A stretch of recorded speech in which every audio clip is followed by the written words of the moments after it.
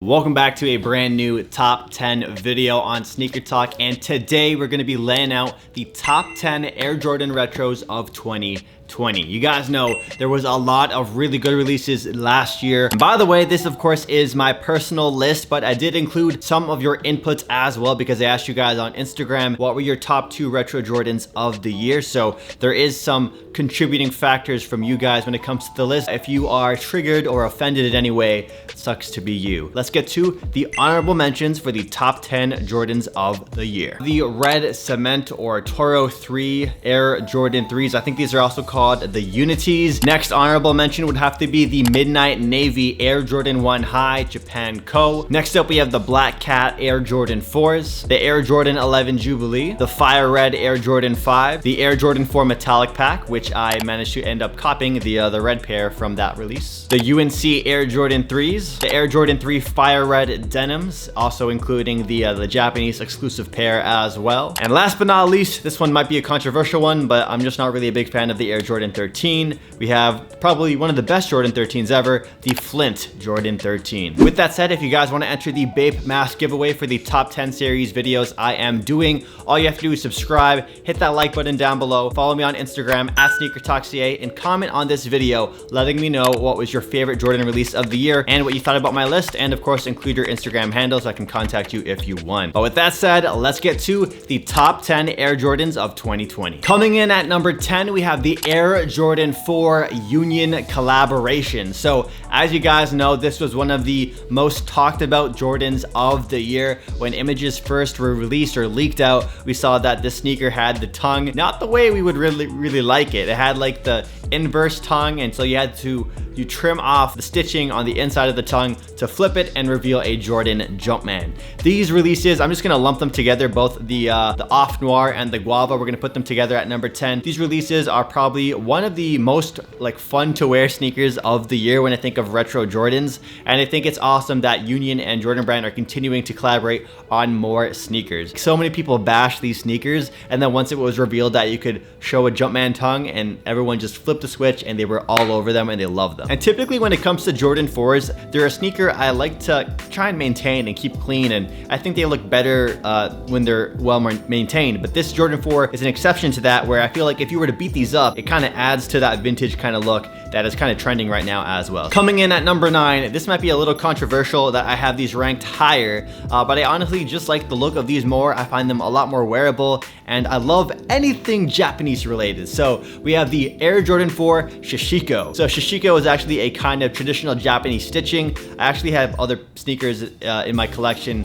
that have this kind of theme. These are such a unique pair of Jordan 4s, and I know this isn't the first time that we've seen denim Jordan 4s in the past. We've seen the Levi's pairs, but I really like these. These really have its own very unique look to them, and the fact that they have mismatched laces and the stitching pattern, the Shishiko pattern on each pair isn't exactly the same. They're not all one-to-one. They're kind of mixed up. So it's a really cool, unique sneaker. I think they're sitting in the Philippines, so I want to fly over to the Philippines right now and cop a pair because they're sitting at the Jordan store. They're pretty much sold out in North America to my understanding and have pretty solid resale value. So definitely a Jordan 4 I'm gonna have to go back and eventually buy. 8 are the Varsity Red 85 Air Jordan 1 Highs. As you guys know, when it comes to Jordan 1s, if you have them in this kind of Chicago Bull themed this kind of colorway, it's going to be a banger, and that is exactly what it is. These are easily one of the crispiest, best Air Jordan 1s of all time. This easily could pass as an OG colorway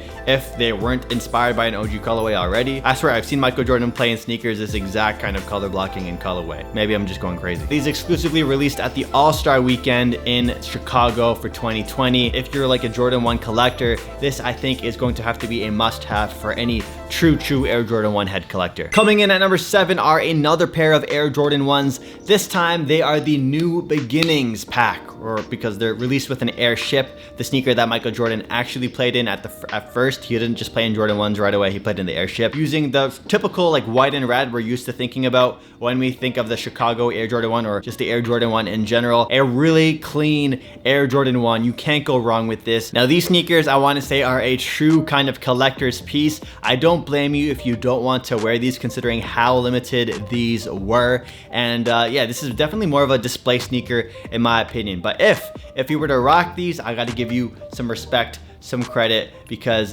if you wear these, that's a flex. This is a Jordan 1 that most people will not be caught wearing just because of how rare they are. Coming in at number 6, we have Complex's sneaker of the year. At least I think it was Complex's sneaker of the year. We did do a reaction video, so if you guys want to see me react to the Complex's top 10 list, I'll have a card pop up. But number 6 are the Air Jordan 5 Off-White. This is the black colorway we are talking about, and man, oh man, another All-Star Weekend release. I was just mentioning 2 other All-Star Weekend releases. This is yet again another one, I believe. I'm pretty sure I was on a little vacation when these released, and yeah, these are absolutely beautiful. The fact that they went for this kind of look on the Jordan 5 is very refreshing. They didn't just do like a switch up on the colorway or anything like that. Like, they switched up the materials. They even changed the structure of the sneaker to make them less bulky on the side. And on top of that, they made these pre-yellowed, like piss yellow outsole. Usually everyone loves those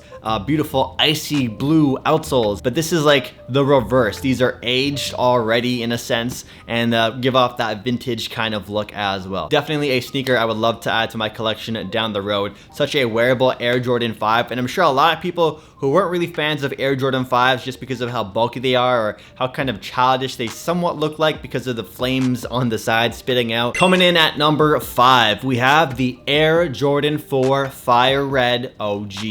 Yes, these beat the Off-White 5s. I know that's one of the things you might be thinking about, and that just has to do with the history that this sneaker has. On top of that, these were mass released, not really in Canada, but these were released in large amounts, and it made a lot of sneakerheads and retro Jordan collectors happy, and a lot of OG heads too. I forget the last time we've seen Nike Air on the back of a Fire Red 4, one of the best Jordan 4s, I think one of the most iconic ones besides the white cements and the Breds. These Fire Red 4s are, you guessed it, straight fire. Bruh. And I would love to add these to my collection. These are honestly one of the most wearable Jordan 4s as well, just because of the color palette that it has. It has that famous Chicago colorway, and that Nike Air on the back. Ooh, ooh, ooh. That Nike Air on the back makes so many people happy. On to number 4. Number 4 is going to be a controversial one. So a lot of people put these as their sneaker of the year, and I can understand why someone would put number 4 as sneaker of the year for them, especially when it comes to Air Jordan 1s. But number 4 are the Air Jordan 1 High Dior. Yeah, I did it. I put the Dior ones at number 4. I'm sorry for all my hypebeasts out there who only think that resale value equates to a sneaker being amazing.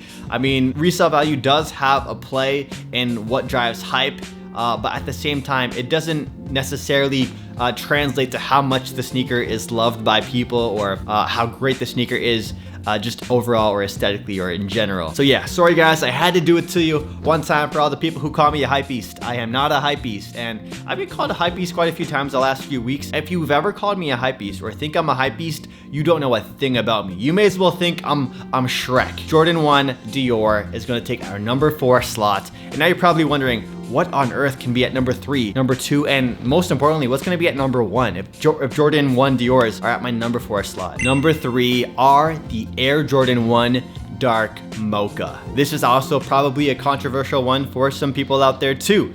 This is my favorite Jordan 1 High of the year personally, but there were 2 other sneakers that weren't Jordan 1s that beat these. So yeah, taking our number 3 slot are the Poor Man Travis Scott 1s. Yeah, I said it.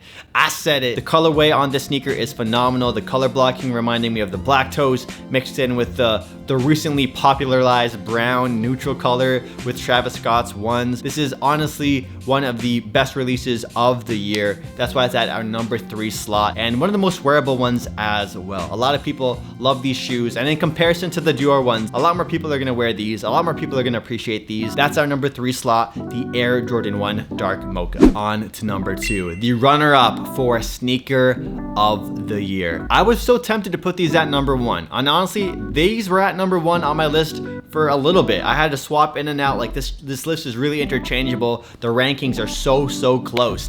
so close. But number two, my number two Air Jordan retro of the year would have to be the Air Jordan 4 Manila. Most of you guys know by now that I am Filipino. I go to the Philippines a lot, and Manila is the main city I go to when I am over there. I have a huge fondness and appreciation and love for the Philippines, along with the city of Manila, and I definitely want to actually live there like long term one day. So my love for Manila translates or like goes into this sneaker, and apparently these were actually inspired by Manila's flag, which is something a lot of people didn't necessarily like, because Manila's flag isn't super popularized or anything like that. Like a lot of people don't even think of Manila's flag when they think of the city of Manila, but apparently that's where the colors of these sneakers are drawn from. This green is definitely bold, it's loud, kind of reminds people of, I believe, the Oregon 4s. The materials that they use for these are top notch. The quality, the craftsmanship, everything about this shoe screams collectible. And on top of that, these had a really crazy release system. But first of all, these were limited to 150 pairs. Easily one of the most limited Jordans of the year. This is like close to family and friends territory. On top of that, select family and friends were able to get pairs of that 150 to them. So I believe some professional Filipino basketball players, they got exclusive access to this shoe. And then for the general public, they did a raffle system. So on top of that, if you won the raffle, in order to actually buy the shoes and own them, you had to wear the shoes in the store. And there's also rumored that you had to play basketball in them, like shoot a couple of hoops at the Jordan store in Manila. This isn't just a sneaker that was released to celebrate Manila. This is a sneaker that was released to celebrate the opening of the official Jordan store opening in Manila. So yeah, the Philippines has their own Jordan store, which is amazing. This is a holy grail of mine, and I would love to put it at number one, but just because of how limited it was, how regionally exclusive it was, like just all those other factors, I gotta put it at number two. And also to not upset all of my non-Filipino hypebeasts who think these are hot garbage, because there's a lot of people who think these are trash, but at the same time, I think the Air Jordan 1 High J Balvin's, I think those are trash. So I can understand how you feel if you don't mess with these sneakers. It's a love it or hate it, and I am a love it kind of guy. With that said, our number one sneaker of the year for Air Jordans. Let's get to it. Our Jordan of the year are the Off-White Air Jordan 4. Some of you guys saw this coming if you already looked down this list and you were like, all right, where is this gonna fit in? Yes, the Air Jordan 4 Off-White is my number one pair. These are such an insanely clean pair of shoes. They're super low key, super subtle. You can wear these with literally every single outfit. It's such a wearable off-white sneaker as well, which also drives up so much of the hype for the shoe. This is a sneaker I know so many people love, and I know there won't be too many haters for me putting this at number one. I think quite a few people have this as number one, even though it's a women's sneaker. They did release them in sizes that were available for men to buy, so I think they went up to like a size 12 women's, maybe slightly larger. I'm a size 10 men's, so I have to grab these in 11.5 or 12 women's, and I think resales is pretty high up there too. Definitely a Jordan 4 worth copying if you're a fan of Off-White. I think these are one of the best Off-White sneakers today. Don't forget to enter the Babe Mask giveaway by commenting down below what were your top 2 Jordans of the year and what you thought about my list. And we have a couple more top 10 videos to go before we upload my full sneaker collection with over 100 pairs. So subscribe to see my full sneaker collection video on the way. I hope you guys have an amazing day. Hopefully I didn't trigger too many of you guys with my list like the previous list videos, and I'll catch you guys in the next video. Peace out.